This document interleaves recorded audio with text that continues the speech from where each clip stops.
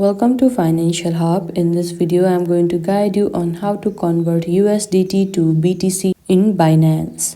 For that, make sure you have the application and you are logged into your account. Now you will be led to this kind of interface, and at the top left, you can see Binance application logo. Tap over there. Now you will be led to this kind of interface, and there you can see the option convert. Simply tap over there. Now again you will be led to this kind of page. Here you need to choose from and to. Now firstly you need to choose from. Now at the search bar you can simply search USDT and tap on it.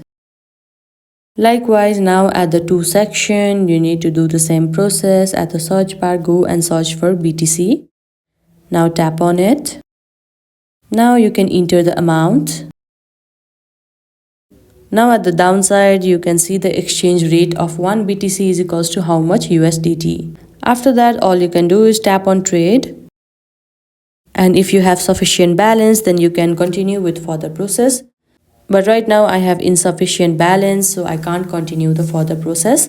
But this is how to convert USDT to BTC in Binance app. I hope you found this video helpful. Don't forget to like this video and subscribe our channel Financial Hub. Thank you.